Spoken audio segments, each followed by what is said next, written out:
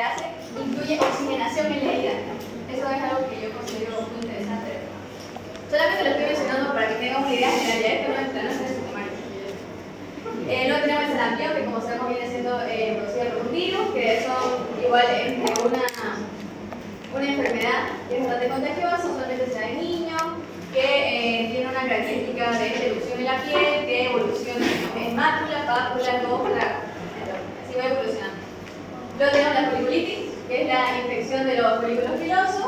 Igual es muy característica, muy común, porque como saben, de la flora normal de la piel tenemos el aureus también, entonces también el epidemia. Entonces es usual de que cuando hay una inflamación de uno de los folículos de la piel, se infecte y produzca foliculitis.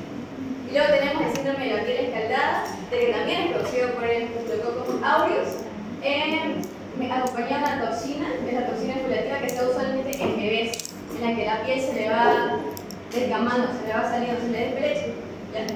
Entonces, eso sería como que una resumen bastante muy resumido para que lo puedan ver, digamos, ahí después en la mente.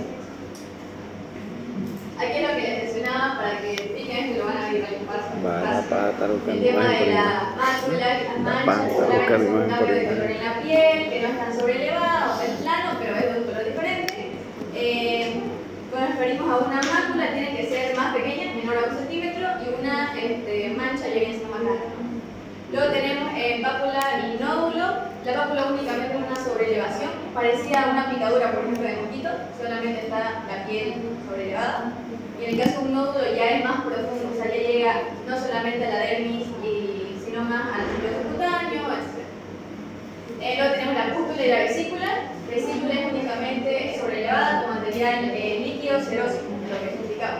Y una pústula ya tiene pus, lo mismo pero con pus, o sea, una secreción más turbulenta, pero se entiende, ¿no?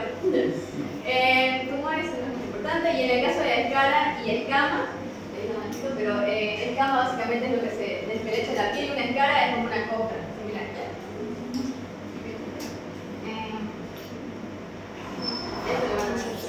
Lo voy a pasar ya.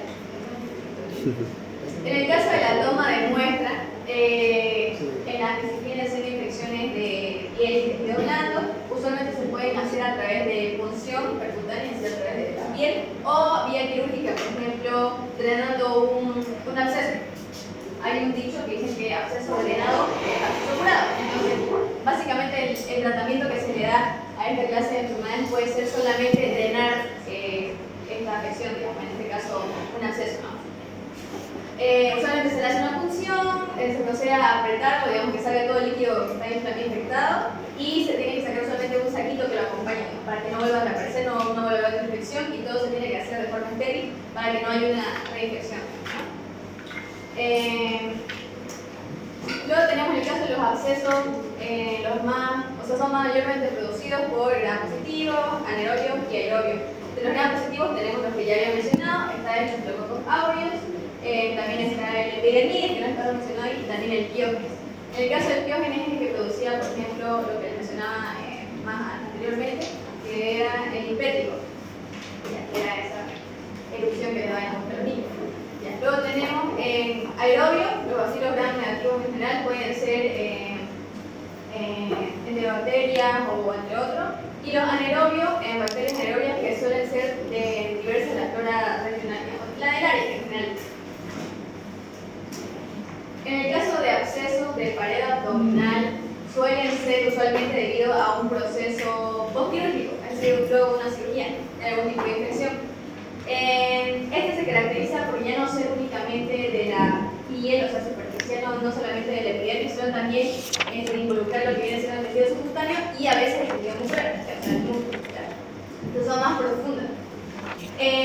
Usualmente los agentes por los que mayormente se producen siguen siendo enterobacterias, estreptococcus, bacteroidetes y otros en general. ¿Por qué?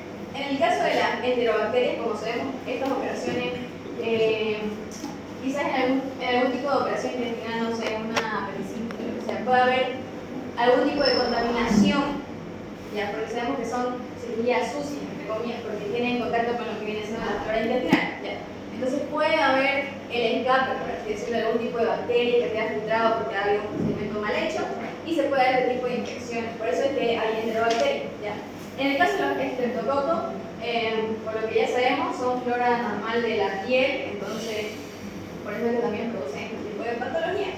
Y en anaerobias bacteroidetes, que igual vienen siendo parte de la flora intestinal, y otros comensales. Cuando se refiere a comensales quiere decir que pertenecen a INA, que son la flora normal.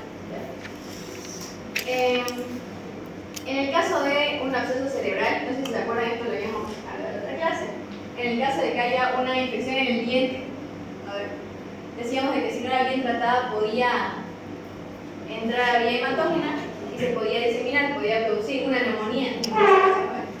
Ahora también se puede producir otras patologías, también le decía pericarditis, ¿no? Y lleva al corazón. En este caso, un absceso cerebral puede llegar a pasar.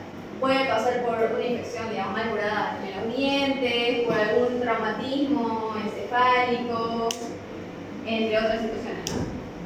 En este caso se puede determinar, se puede identificar a través de una tomografía computarizada. En este caso, puede observar ahí, se puede ver como una masa extraña, ¿no? Usualmente está infectada por un saquito vascular, que viene siendo como que una parte del tejido normal, digamos, del cerebro está infectado y en el pus y alrededor tiene un saquito vascular. Y se puede observar así. En el caso, ¿cuáles serían los agentes que están involucrados? Bacterias anaerobias, aerobias, básicamente similares a los que hemos hablado, bacterioides, estreptococos, entre otras. Y esta tiene una etiología casi 100% bacteriana.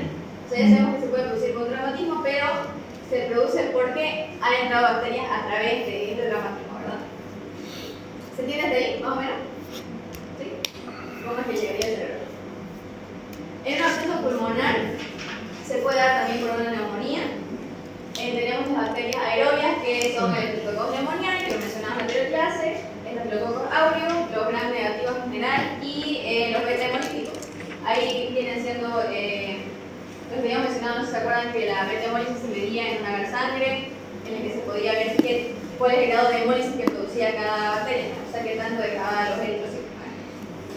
Y en el caso de las bacterias anaerobias tenemos Fusobacterium, Bacteroidetes, Prebotella, entre otras, que vienen siendo usualmente digestivas de la frente. Luego, los tipos de abscesos abdominales tenemos en las vísceras, usualmente está el hepático, que se puede dar a través de vía hematógena por la vena porta, por ejemplo. Digamos, si una infección en el intestino, puede ser de que sea diseminada y llegue a través de la vena porta al hígado, ¿no? Porque sabemos que es esplénico también por vía hematógena, porque, como saben, es como el cementerio de los glóbulos rojos, entonces de alguna forma llega ahí todo lo que viene en la circulación. Y pancreático puede ser por algún tipo de patología, por ejemplo, miliar, lo que viene siendo todos los conductos biliares se conectan con el pancreático.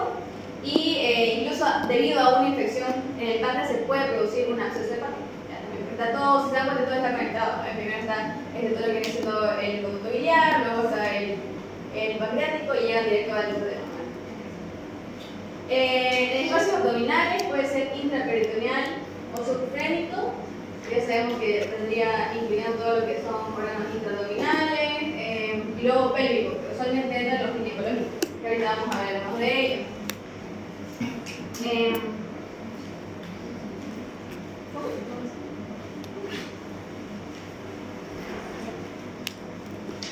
Aquí dice microbiología polimicrobiana. ¿A qué se debe? ¿Qué quiere decir con esto? Es de que no únicamente se va a producir la infección por un tipo específico de bacteria. En este caso, polimicrobiana quiere decir que abarca lo que les mencionaba, gram negativos. En este caso puede ser E. coli, puede ser bacteroidetes, entre otros, que son flora intestinal. Luego tenemos los cocos gram positivos, que son la flora usual de la piel. Luego anaerobio y hongos también se pueden producir. O sea, no se sabía, pero en el caso, por ejemplo, de la candidiasis vaginal, puede ser un signo de que, o también incluso en la lengua, puede ser un signo de que dentro del cuerpo en general, o sea, en el sistema digestivo, puede haber candida también. Entonces, por eso también puede como que colonizar, por así decirlo, muchas partes del cuerpo, no únicamente en las que se manifiesta, también puede estar en otras partes. Entonces, ¿a qué se refiere con polimicrobiana? Que puede ser producida por diferentes tipos de bacterias. En el caso de una apendicitis aguda, como saben, la apendicitis es la inflamación del apéndice por diferentes circunstancias. Puede haber el hecho de que hay una válvula, no se hayan escuchado que hay una válvula inconstante a nivel del apéndice, que puede estar o no en las personas. Y si es que la persona lo tiene, es más probable que pueda desarrollar algún tipo de apendicitis, ¿no? También sabemos que es por la alimentación, muchas personas dicen que por eso, entre otras, ¿no? Pero también hay el de origen bacteriano, en este caso, ¿no? Usualmente la flora normal que lo produce siguen siendo bacterias de origen digestivo, en este caso el Bacteria fragilis, prebotella. ¿Se dan cuenta? Se repite bastante, no sé cómo explicarle más, pero ya espero que ya puedan ubicar más o menos cuáles vienen siendo de origen bacteriano y cuáles no, en este caso. Y como les decía, en aerobios tenemos Enterobacteria en general, Enterococcus, entre otros. Creo que ese tema me va a quedar lo bueno es que van a preguntarte y hay que hacer. En el caso de absceso ginecológico, tenemos, creo que el más importante que podría destacar acá es el fondo de saco de Douglas. No sé si se acuerdan la ubicación. ¿Alguien se acuerda dónde está el fondo de saco de Douglas? De anatomía. Del ombligo. Ajá, está bien. O sea, tipo en el caso de, en este caso que es recto, o sea, hay diferentes, hay un saco acá y un saco acá, por así decirlo, ¿no? Tenemos el que da con el recto y el útero, en el caso de las mujeres, y el recto vesical, en el caso de los hombres, ¿no? Aquí hay otro saco, ¿no? Pero el saco de Douglas viene siendo el que está en la parte más posterior. Entonces, a la hora de que haya cualquier tipo de patología, por ejemplo, es una histerectomía. ¿Saben qué es una histerectomía? Exactamente, cuando le sacan a la mujer el útero, en este caso. Como sabemos, se puede llegar, a través de este procedimiento se puede llegar a quedar residuos en este fondo de saco. Sería una razón por la cual se podría dar, por ejemplo, esta infección. También sabemos de que si hay alguna infección a nivel intestinal, una apendicitis, una perforación de cualquier tipo, todo este líquido, en este caso purulento o infectado, por gravedad llega a acumularse en la parte de abajo, en este caso en este fondo de saco. Entonces, por eso uno de los lugares en los que se suele producir este tipo de absceso o infección. En el caso de los agentes más comunes tenemos coágulo grande negativo, anaerobio diverso, entre otros. Ahí está, explicado en el caso de la mujer, sería recto, sería el. También sabemos que está el útero vesical, pero el de Douglas viene siendo el. ¿Se ven o no? Lo pueden ver ahí, se ven. Luego, otro tipo de absceso ginecológico viene siendo el absceso de Bartolino, que es en las glándulas de Bartolino que se encargan de producir lo que viene siendo la lubricación vaginal. Estos se pueden, por así decir, tapar con algún tipo de este líquido que llega a ser que puede llegar a ser un poco más espeso. Y posteriormente se le puede dar una infección sobreagregada, por ejemplo, en el caso de cualquier infección de transmisión sexual, puede llegar a afectar, digamos, ¿no? O incluso la misma flora, como sabemos, es un sector que está cerca del ano, entonces hay la posibilidad de que haya contaminación, digamos, ¿no? También de E. coli y etc., ¿no? Algo que me olvidaba mencionarles es que la anterior patología, en el caso de abscesos en el fondo del saco de Douglas, también se puede producir por algún tipo de enfermedad de transmisión sexual, digamos, que ha podido como que evolucionar, digamos, y pasarse a niveles más altos. En el caso, por ejemplo, de una clamidia, ¿ya? En el caso de una clamidia, que es una enfermedad de transmisión sexual, si saben, puede producir infertilidad en el caso de las mujeres, ¿ya? Entonces, esta puede llegar a evolucionar ya, como colonizar más áreas y puede llegar a producir esta clase de infecciones, como les mencionaba, que ya son más sistémicas, ¿no? Como sabemos, el útero, por así decirlo, únicamente está separado por esta telita, digamos, ¿no? de lo que sí vienen siendo las estructuras del abdomen, ¿no? Entonces puede llegar a contaminarse, o sea, contaminarse esa área, el abdomen. También se puede producir diferentes patologías debido a infecciones de origen ginecológico. Las características de este absceso vienen siendo de que será una tumoración, usualmente es unilateral, a uno de los lados, en la cual se produce tumefacción, la tríada de absceso, ¿no? Tumor, calor, entre otros, y viene siendo muy dolorosa. Por eso es que usualmente las personas, o usualmente las mujeres, yo he visto por ejemplo al respecto, que se lo drenan ellas solas, ¿ya? Y eso es algo que no se puede hacer, digamos, ¿no? Sí o sí tienen que acudir a una consulta porque sabemos de que esto puede llevar, como les explicaba, muchas infecciones peores, digamos. Entonces es por más que no parezca tan tan significativo, incluso no se pueda notar a simple vista, suele ser una infección grave, ¿no? Puede tener como que repercusiones graves. Requiere, por eso dice, el tratamiento requiere de drenaje y en ocasiones suele tener tratamiento antibiótico porque hay infección por bacterias. En el caso de la resistencia en enterococo, hay unos datos que la autora pone en la guía que explican cómo es el caso, por ejemplo, en España, de cuál es la tasa, por ejemplo, de enterococos que son resistentes a ciertos antibióticos, ya que ha sido un estudio hecho en España. Entonces, los enterococos son patógenos nosocomiales críticos debido a su multiresistencia intrínseca y capacidad de adquirir nuevos determinantes. Entonces, son considerados todos los enterococos, o la mayoría, que son multidrogresistentes, ¿no? Entonces, tienen esa capacidad de poder adquirir diferentes proteínas, diferentes mutaciones para poder evolucionar y ser resistentes a más antibióticos, como hemos visto. Tienen resistencia intrínseca, es decir, baja susceptibilidad a lo que vienen siendo los beta-lactámicos principalmente. Sabemos que siempre son, usualmente la mayoría son resistentes a beta-lactámicos, por hiperproducción de alteraciones estructurales, en este caso de la PBP5. ¿Ya? Seguro lo han visto anteriormente, la hemos mencionado también, es bastante significativa en lo que viene siendo la resistencia bacteriana. Luego tenemos la resistencia a aminoglucosa.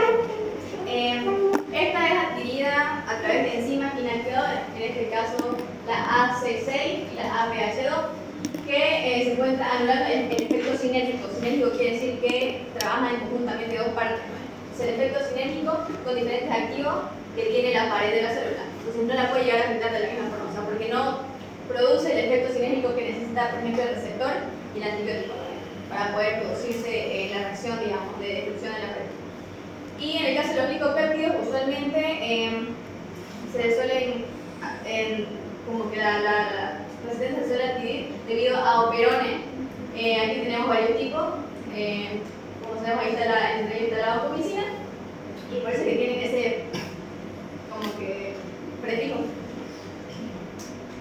También se registró que diferentes tipos de enterococos tienen resistencia al linezolid, que como sabemos es un antibiótico que se utiliza como una de las últimas opciones. No se acuerdan que se utiliza después en MRSA. Por mutaciones ribosómicas, al adquirir este tipo de genes, en este caso el CFG. Algunos de los enterococos presentan sensibilidad disminuida a la datomicina y a la vancomicina también. Usualmente los enterococos son resistentes a beta-lactámicos y aminoglucosa, pero son sensibles, en este caso, a la ampicilina y de baja resistencia o regular resistencia a los glicopéptidos. Ya, depende, obviamente se tiene que hacer un antigrama para poder saberlo, por eso es como una estadística general para poder guiarnos, digamos, en el tratamiento cuando se producen infecciones de piel producidas por bacterias de origen entérico, ¿no? En los complejos clonales de alto riesgo tenemos el CC2 y el CC9, que son características del Enterococcus fecalis, en este caso, que como sabemos igual está viendo flora del intestino grueso, y luego el CC17, que es del Enterococcus faecio, que son diferentes tipos de enterococos, los más principales, usualmente son los más conocidos.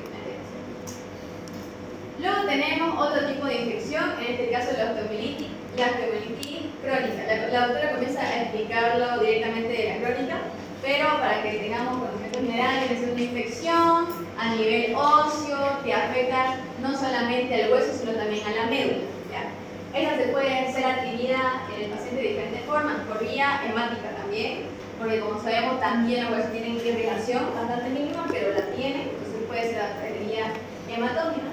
También se puede dar a través de algún tipo de traumatismo, alguna fractura, entre otras. O en el caso, por ejemplo, de pacientes que tienen infección de la piel que ha evolucionado o ha llegado como que a partes más profundas. Por ejemplo, los pacientes que tienen pie diabético, que como sabemos tienen que llegar a amputar, digamos, alguna extremidad porque pueden llegar hasta que se le ve el hueso, de tan incluso que puede estar su piel. Entonces, son algunas razones por las cuales se podría dar una osteomielitis.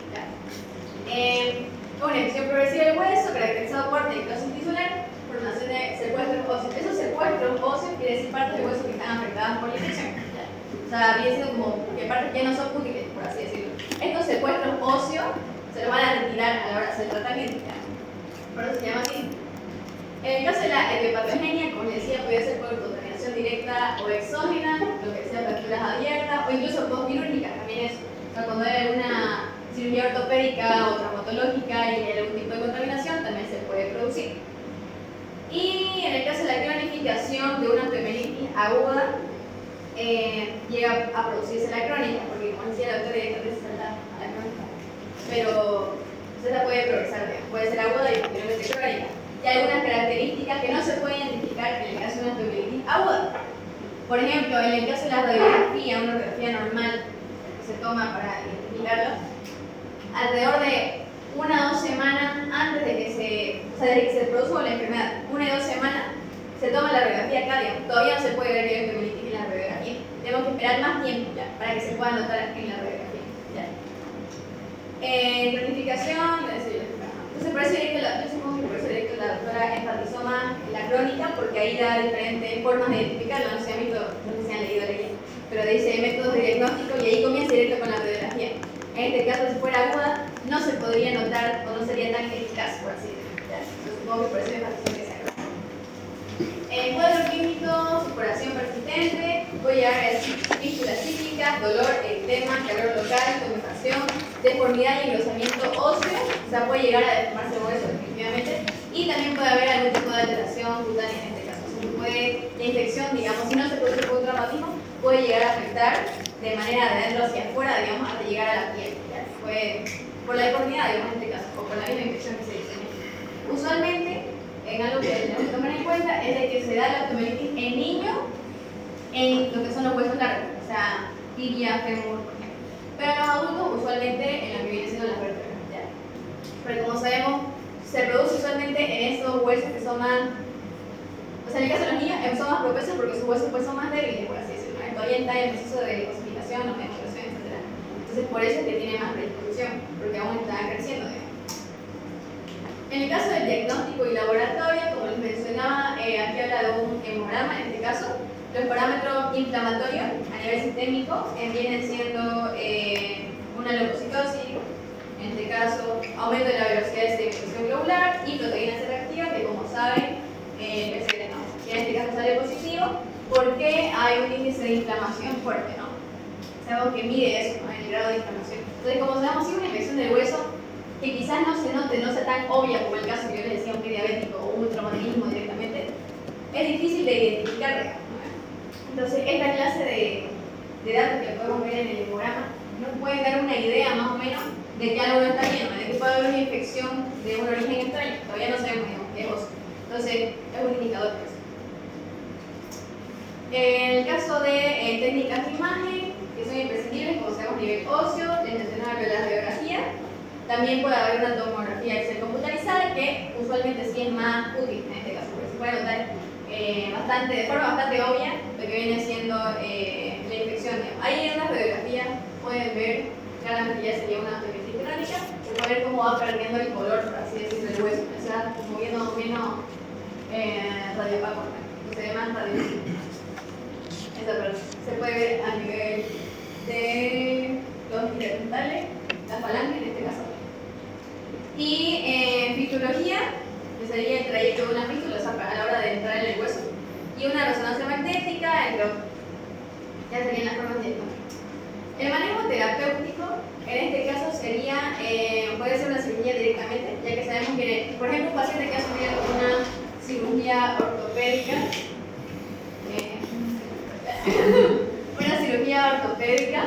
en la que le han puesto clavos, por ejemplo, o le han puesto lo que sea, digamos, para poder reemplazar el soporte del hueso, en este caso. Se tiene que hacer otra vez la cirugía y se tiene que reemplazar todo lo que vienen siendo los materiales, o sea, las prótesis, ¿no? En este caso, la tiene que reemplazar y eliminar todo lo que viene siendo hueso afectado, todo el tejido que está necrosado, entre otros. ¿Ya? Eso viene siendo el debridamiento quirúrgico en alta exposición, por eso se tiene que exponer completamente el hueso para poder observarlo. Luego, los secuestros óseos, que era lo que les comentaba, retirar las partes del hueso que están afectadas y todo lo que viene siendo tejido necrótico en general, o sea, piel, todo. Y antibioterapia usualmente se utiliza por antibióticos normales en una terapia local, solamente en el área, puede ser gota a gota, así se llama en este caso. Y sí o sí se tiene que hacer mediante cultivo, o y antivirales. Se tiene que identificar de qué origen viene siendo la bacteria, como sabemos todo el proceso que tiene que llevar. Es muy importante a la hora de tratar una enfermedad saber qué patógeno estamos tratando en este caso. Como sabemos, el hecho de que tengan que exponer directamente como que el área afectada es bastante compleja y no sería útil, digamos, que se haga empíricamente. Se tiene que saber qué tipo de bacteria estamos tratando.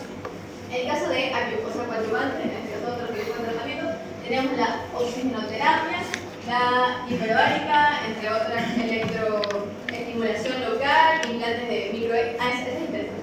Las microesferas vienen siendo una especie de bolitas que tienen por dentro antibióticos, o sea, están como llenas de antibióticos. Entonces las ponen antes de cerrar la herida, o sea, las ponen ahí. Y lo voy a buscar en internet, voy a pasar una foto, lo voy a hacer recuerdo en el grupo, que es muy interesante.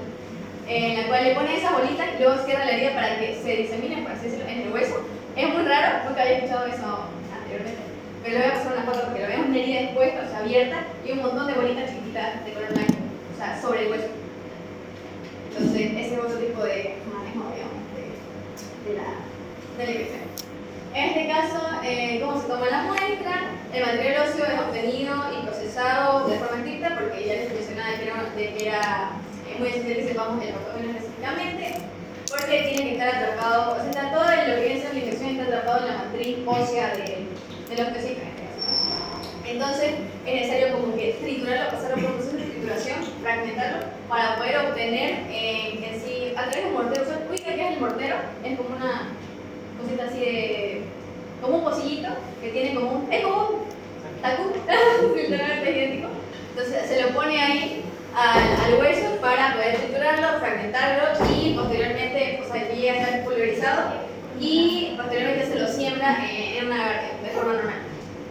El análisis directo se realiza en exámenes frescos, como sabemos siempre se hace de examen directo o en fresco, en presión de Gram y en este caso presión de 100 Nielsen. ¿Por qué?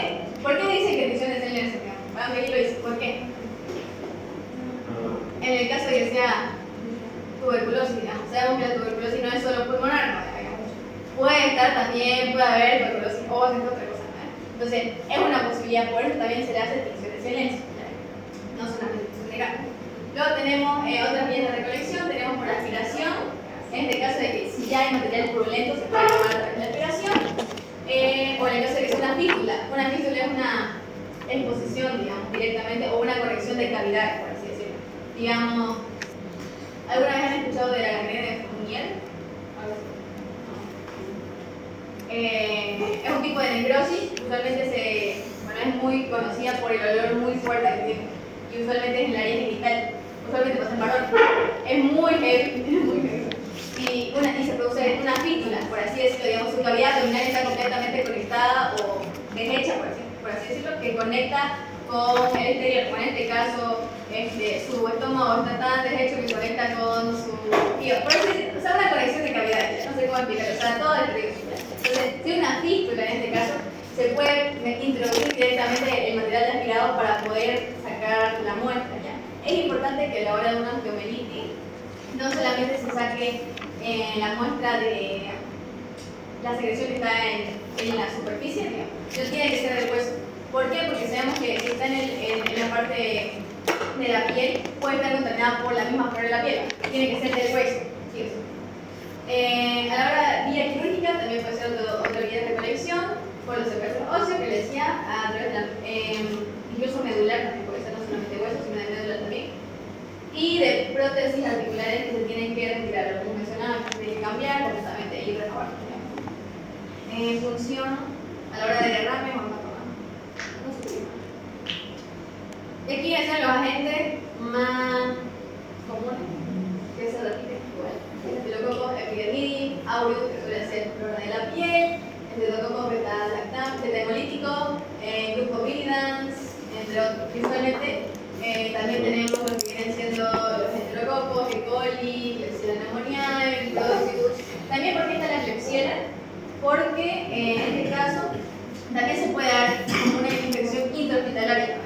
Sabemos que la Klebsiella pneumoniae es bastante nosocomial, o sea que habita mucho en lo que vienen siendo hospitales.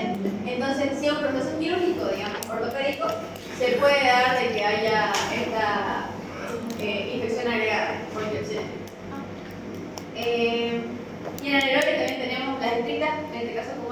anterior tuberculosis que les mencionaba, que se puede producir por la tuberculosis ósea o más conocida como el mal de Koch. Ese suele ser su nombre característico. En vez de tuberculosis ósea, mal de Koch. Y aquí, como les mencionaba, tener isquemia severa por y diabetes. En el caso de infecciones oculares, tenemos dos patógenos más comunes. Pero primero, la autora menciona cómo se hace la toma de la muestra ocular. En este caso se tiene que hacer de la conjuntiva. Usualmente estas dos bacterias que vamos a mencionar se producen conjuntivitis y tienen que obtener la muestra a través directamente de la conjuntiva, el ojo con un hisopo. No se debe utilizar ningún tipo de colirios ni gotitas. El paciente debe estar sin medicamentos, porque usualmente se toman todas las muestras. Básicamente sigue los mismos parámetros de todas las muestras que hemos visto, ¿no? El material viene siendo un hisopo, usualmente estéril. Tiene que tomar muestras abundantes y luego tienen que raspar el acetatina, como todos los procedimientos que hemos visto antes. Y se tiene que tomar directamente las conjuntivas, es decir, se tiene que frotar, por así decirlo, directamente el ojo con el hisopo. O sea, suavemente, pero se tiene que frotar para poder obtener la muestra, ¿no?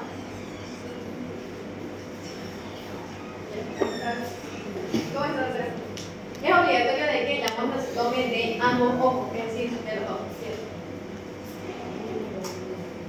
En el caso de la etiología, ¿cuáles vienen siendo las bacterias que solamente producen estas infecciones? Tenemos el Haemophilus influenzae, el Streptococcus agarictiae, que usualmente producen conjuntivitis neonatales y pediátricas en este caso. Luego tenemos el Staphylococcus aureus, el Pneumoniae, que son la característica de que producen procesos piógenos, es decir, con pus. Y puede llegar a tener infecciones no solamente superficiales, sino también llegar a la córnea.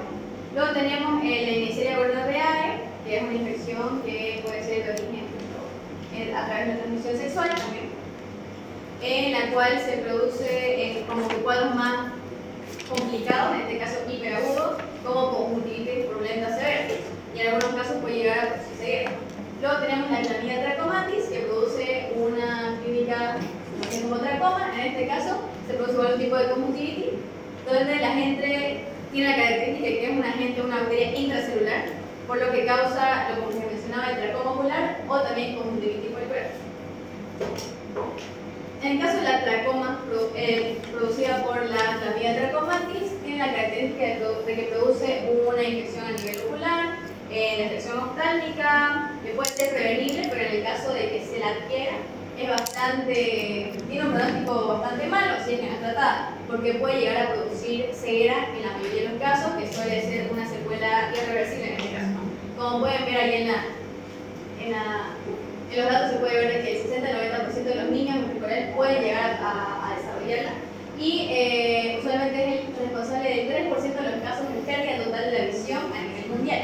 Entonces es una infección que puede parecer al principio una conjuntivitis normal, pero puede llegar a evolucionar hasta ser bastante significativa a la hora de producir una ceguera, ¿no? En este caso se podría dar. Por ejemplo, en este caso, por así decirlo, se cicatriza lo que viene siendo la conjuntiva, es decir, se va secando y llega a producir una opacidad de lo que viene siendo la visión. Entonces se puede observar, no sé si ven en la última imagen abajo, ahí llega el paciente a tener una ceguera y una secuela irreversible. En el caso de las fases por las que evoluciona, tenemos primero la fase de inflamación, en la cual se da la infección folicular en general. Se puede producir digamos, una proliferación bastante persistente de lo que viene siendo la conjuntiva por la misma Chlamydia trachomatis.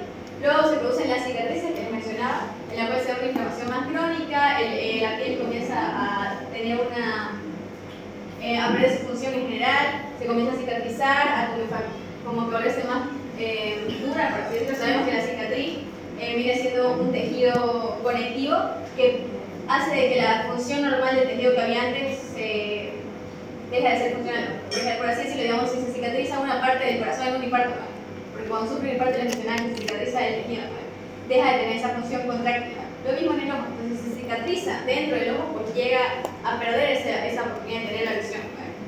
Luego tenemos el entropión, que viene siendo la cicatriz de la conjuntiva que ya deforma completamente el párpado, haciendo que, por así decirlo, obliga al ojo a cerrarse y que los párpados se toquen entre sí. O sea, como que metiendo, por así decirlo, y hasta que toque los dos párpados entre sí, las pestañas y las pestañas. La línea de las pestañas y las pestañas se puedan tocar. Entonces se los ve así, mediante la cicatrización se va como que achicando ya, así. Eso es lo que se produce. Entonces, estas cicatrices deforman el párpado superior, doblando el brote palpebral hacia adentro, como mencionaba. Y luego la última fase vendría siendo la triquiasis, en la cual las pestañas se rozan constantemente directamente en la córnea y van lesionando poco a poco el globo ocular y causan finalmente, como mencionaba, ceguera. En el caso del tratamiento, ¿por qué no debemos utilizar antibióticos beta-lactámicos? En este caso, los beta-lactámicos bloquean la síntesis de la pared de las bacterias actuando sobre el peptidoglicano, como habíamos visto usualmente. Pero la diferencia, o qué la hace especial a esta bacteria, es de que es una bacteria intracelular, por lo que no le va a afectar, ¿entiendes? Porque está dentro de la célula, de nuestra célula normal, digamos, que viene siendo nuestro cuerpo. Entonces no le va a hacer nada. Por eso estamos obligados, sí o sí, a tener un tratamiento con otro tipo de fármacos que son más y pueden llegar a afectar bacterias intracelulares.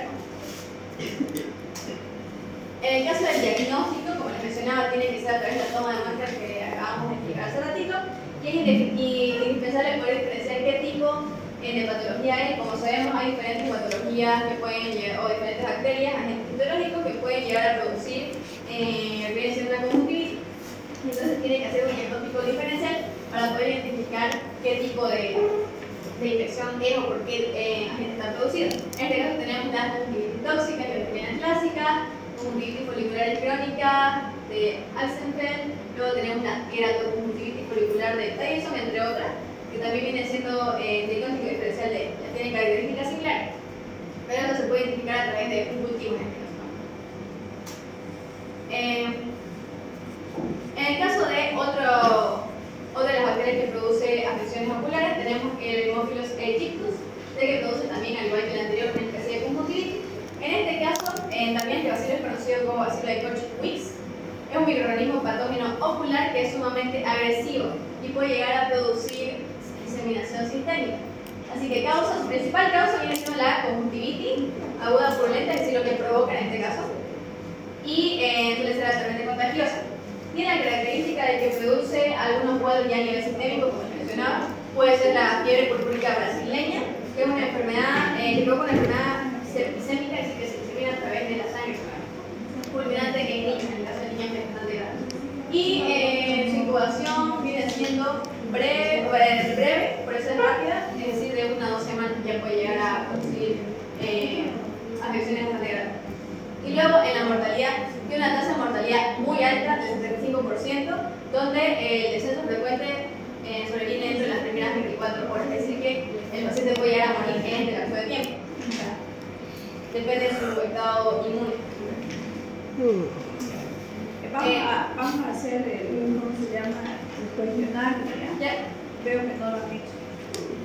Váyanse a la página 54.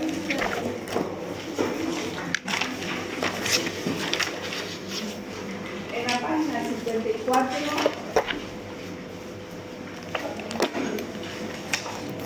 habla de lo que es de los focos, ¿no? Sensible. Sí, entre los focos de acá. No has recorrido nada, ¿no? El método que se debe utilizar en la toma de muestra de una anestesia cerrada de tejido. ¿Qué han puesto ahí? Vía quirúrgica o operación a través de una cirugía.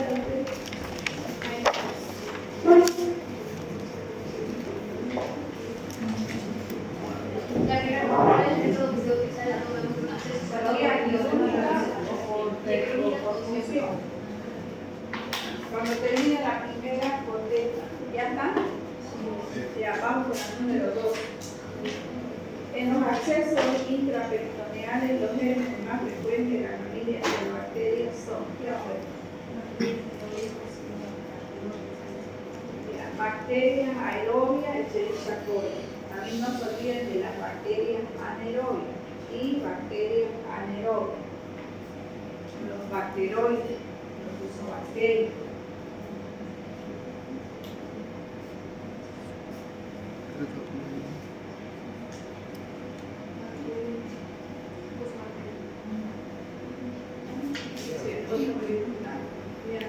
Los abscesos y las peritoneales, los que vienen más frecuentes de acuerdo al requerimiento de oxígeno. Ya, de acuerdo al requerimiento de oxígeno, ¿a qué se está refiriendo? Bacterias aerobias y bacterias anaerobias.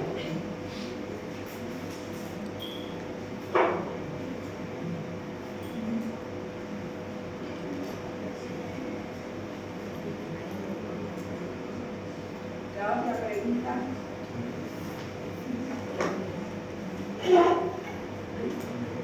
Lea la otra pregunta cualquiera.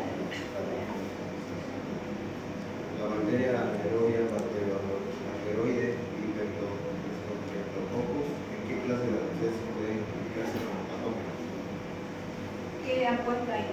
¿Qué tipo de acceso? Bien, el link de hepático, pancreático, esplénico y peritoneal.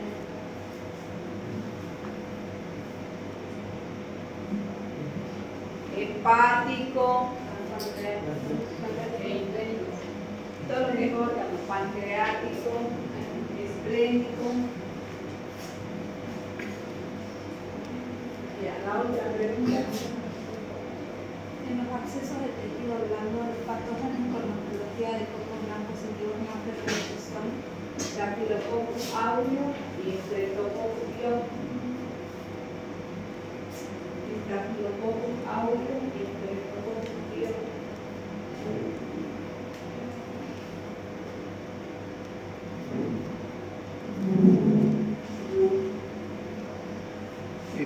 La otra pregunta. Los accesos ginecológicos, ¿cuáles son los microorganismos? En los accesos ginecológicos, ¿cuáles serían los microorganismos más frecuentes? Bacilo colocativos, bacilo, gran negativo, enterobacterias. ¿Sí? Aerobio y anaerobio. Bien. Sería el cuestionario acá ahí. Ahí mismo, acá. Lea el caso tuyo. Pablo, de 35 años de edad, con enfermedad de Chagas crónico, se solicita radiografía laboral rota fecaloma porque la colon ingresa a cirugía de emergencia. En el viejo operado de colectomía de colon en el servicio de cirugía. Presenta un proceso infeccioso. Se solicita el cultivo, el cual informa la presencia de Enterococcus fecalis. Se inicia como profilaxis cefalotina endovenoso. ¿Es el antimicrobiano correcto? ¿Correcto? No.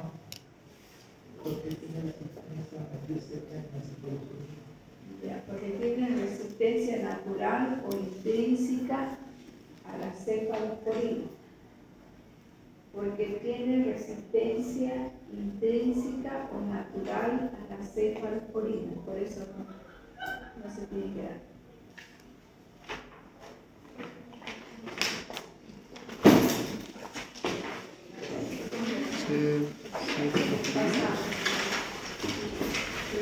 Antibiograma. Sensible. A un lado tienen un reporte de la guía, un reporte automatizado de Enterococcus fecalis. Ahí está la se dice Python. Ese es un antibiograma por concentración inhibitoria mínima. Porque nosotros decimos, ¿cuál es la diferencia entre un antibiograma por difusión y uno por concentración inhibitoria mínima? El automatizado le da a nosotros a la SIM, que es la concentración inhibitoria mínima que se da en microgramos. Entonces de ahí colocamos. ¿Qué tenemos sensible ahí? Insensible. Tenemos penicilinas,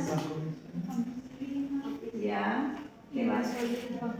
Linezolid, vancomicina, idiociclina. La nitro no, porque la nitro solo se informa en infección urinaria. Ahí lo vamos a poner. Entonces copiamos todo lo que está sensible en nuestro informe clínico, ¿está bien, no? Y ponen en resistente lo que dice el informe clínico. Dan copia de ahí, de ese informe a su viejo, ¿está bien? Ya. Cuando terminen de copiar la lista. La lista de la teoría no se copia porque eso es para impresión urinaria. Solamente se da en impresión urinaria.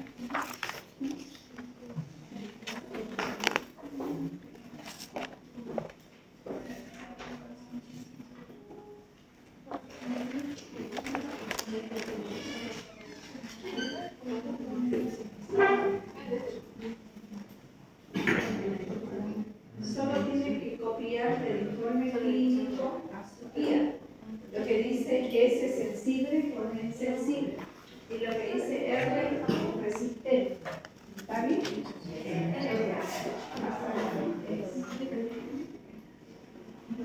Informe clínico no lo que dice lo sensible es sensible, lo resistente es resistente.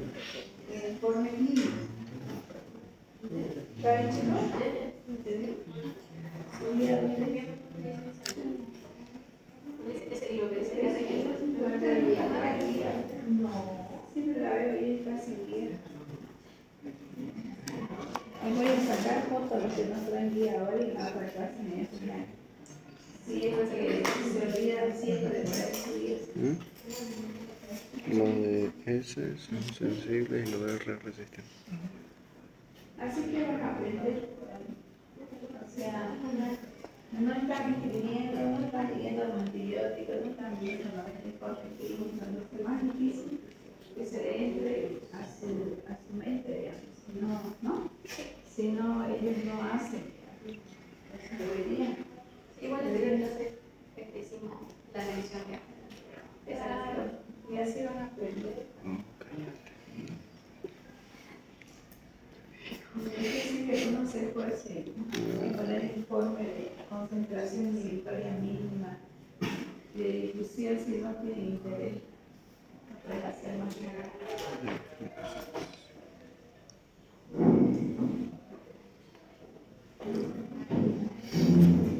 Cuando dicen que han terminado, nos dicen para seguir, ¿ya?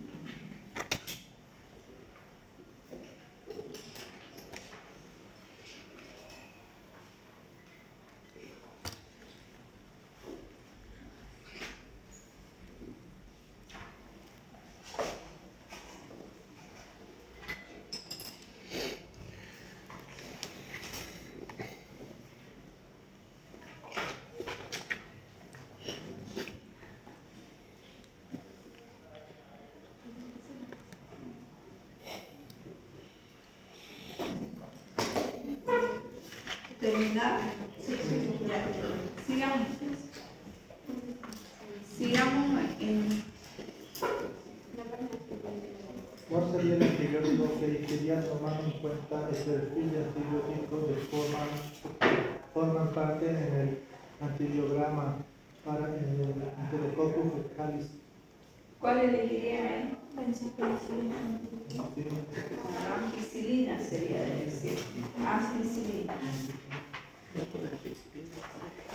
Las penicilinas son un grupo de penicilina. Pero ahí está la ampicilina sensible, ¿sabes? Entonces pongan la ampicilina, que es la mejor predicción para el Enterococcus fecalis. Sigamos con el cuestionario. Cita el nombre del antimicrobiano con el que haría sinergia para potencializar la actividad del antibiótico de la Ahora, acuérdense que lo que se hacía para la sinergia eran las aminoglucósidos siempre y cuando estén sensibles. ¿Está sensible ahí cuando es sensible? Ah, es resistente, entonces ahí pone, no se puede realizar sinergia porque la gentamicina está resistente. Si estuviera sensible, sí podríamos.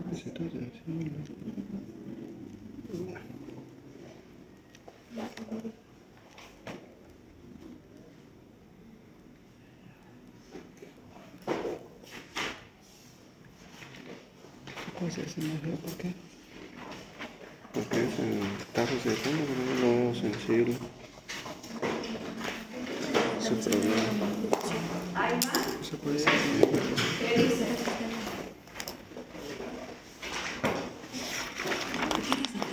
Hematoiditis, explica el nombre de los gérmenes fracaso de espinazo con hematoiditis crónica, tomando en cuenta la epidemiología de país. Serían las micobacterias. ¿Dónde dices? Micobacterias.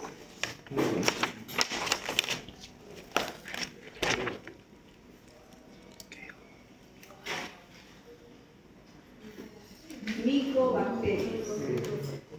Mico de mico. M-I-C-O. Micobacterias.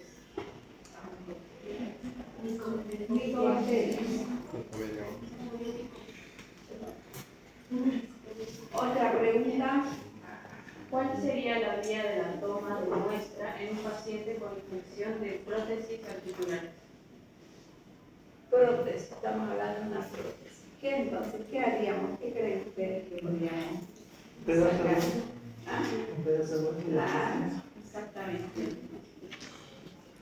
Lo que necesitamos es un pedazo de hueso, como dice el compañero, ¿no?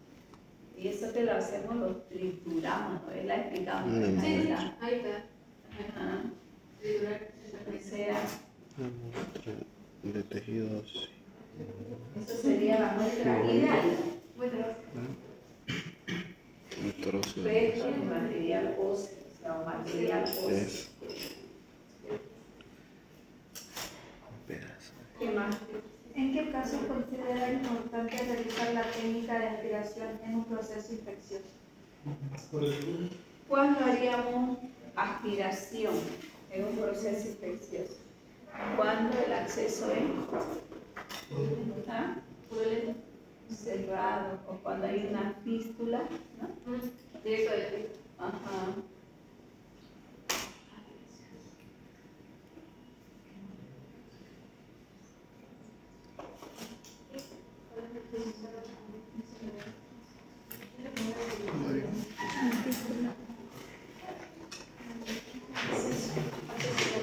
¿Qué?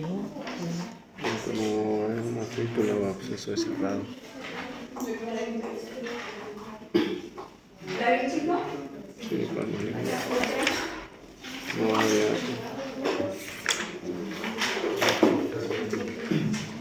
Caso clínico, ¿no?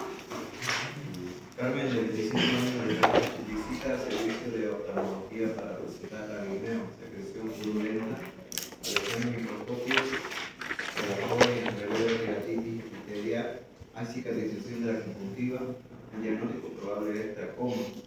Se solicita el lavado ocular. ¿Cuál es el microorganismo más probable considerado causante de la infección?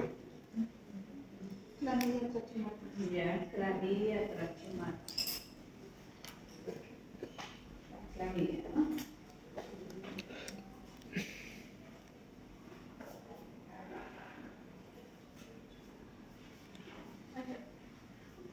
Después, Se solicita coloración de Gram como diagnóstico presuntivo laboratorial. No. no, está bien, no. ¿Qué más decimos? ¿Por qué? ¿Por qué? ¿Por qué? No Porque tiene la pared. bacteria es intracelular y carece de pared, ¿no? Y la coloración de Gram, ¿para qué hacemos? Para ver la pared bacteriana. Si está intracelular, entonces no vamos a ver. Por eso no se debería solicitar coloración de Gram, por esa razón. ¿Qué más dice? los antibióticos fetalacemáticos los utilizaría como tratamiento. No. ¿Por qué? Porque actúan a nivel de la pared celular y la bacteria carece, por lo tanto, no van a ser efectivos, ¿no?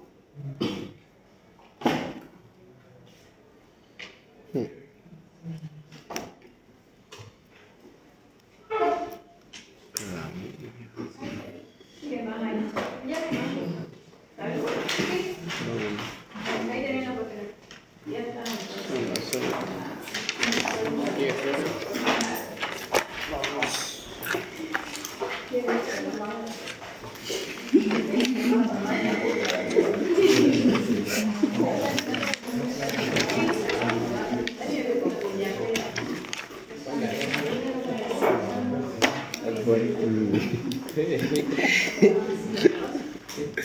Ya saben qué color es. Estamos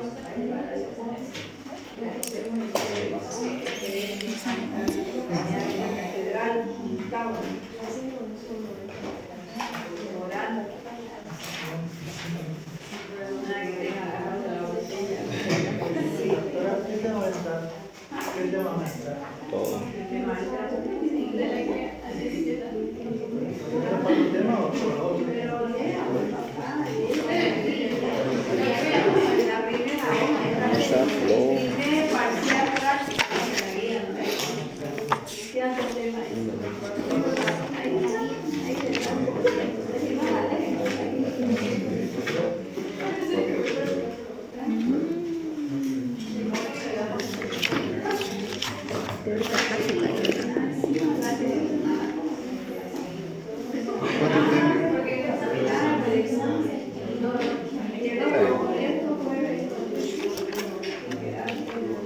¿No con los primeros temas entonces?